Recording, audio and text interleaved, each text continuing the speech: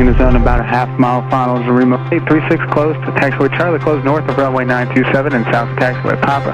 Taxiway Alpha between taxiway Charlie and into the east ramp. Runway 27, taxi via Alpha, and we'll get way to remote, landing off.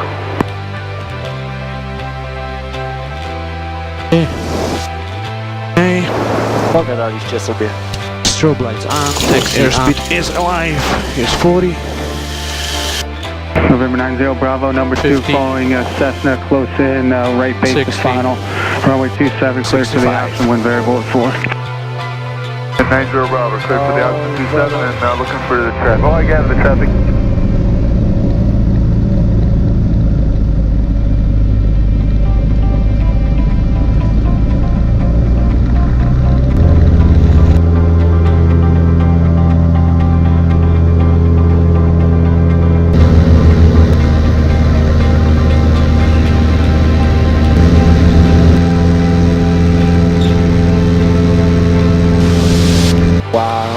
Like Colorado.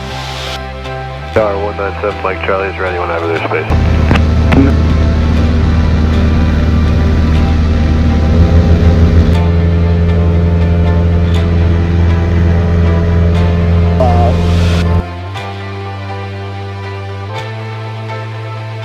Oh my god. I'm gonna go to 15. November 90 Bravo, roger, turn left on runway 15, left on Alpha, no delay on the runway, please. Wow, przez okulary. Runway 27, clear, touch and go. Widzisz Hinkley? Prościutko? Prosto, prosto, prosto, prosto. Poorly map on clear, touch and go low. Yeah, strip. that's taken 2 miles southwest of Hinkley. Affirmative, 911 Lima Alpha, 2 miles to the south of Hinkley, inbound. 91 Lima Alpha.